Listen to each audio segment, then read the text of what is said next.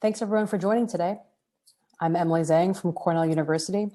And a quick warning, this talk will include discussion of intimate partner violence, domestic violence, stalking, and harassment. I'll be sharing my team's work assisting victims and survivors of IPV with their digital security and privacy. If this would be triggering for you, I'll give you a moment now to mute or leave the room.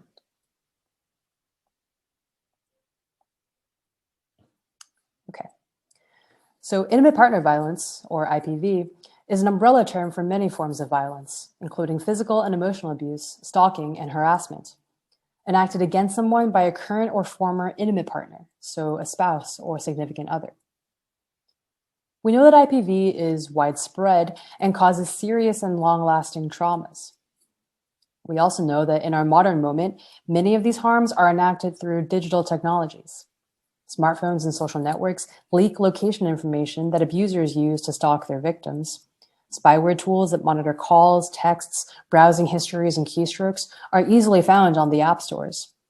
And would-be abusers can turn to a range of forums online to learn the ins and outs of how to use a partner's digital footprint against them. In response, our group and many others have advanced interventions that directly support victims. Each of us authors on this paper volunteers with the Clinic to End Tech Abuse, or CETA, which takes an approach Havern and Freed have called clinical computer security. Prior to COVID, this entailed meeting with clients face-to-face in the city-sponsored Family Justice Centers, or FJCs, here in New York, where we quite literally embedded in with a support infrastructure that also included social workers, lawyers, and other resources just down the hall. We met with clients one-on-one to hear about their abuse, investigate how their digital footprints might be leveraged in it, and advise on mitigation using best practices in computer security.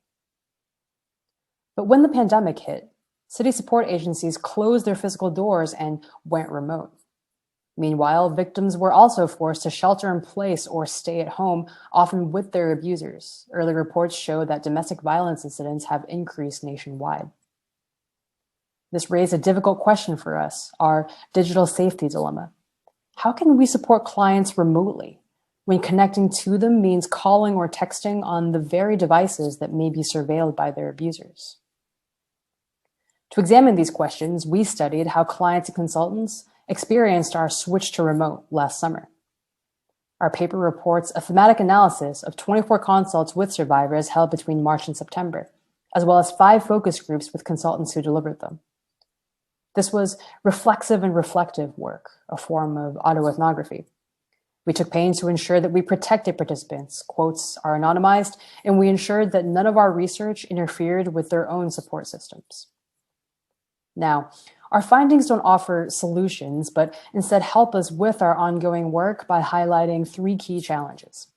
First, how to ensure safety for clients and consultants. Our consultants were concerned about not having as much access to, say, caseworkers for safety planning. And of course, when taking calls with clients at their homes, consultants perceived additional risk around whether an abuser may have been listening. Second, we found challenges around how we assess device security when given a safe remote connection. Without being able to see or touch devices ourselves, we had to ask clients to navigate their own devices and say, read aloud the list of apps on their phones. And while this articulation work was inefficient and often frustrating, this did sometimes have the effect of shifting the locus of control from us to clients. This is a key outcome for IPV survivors.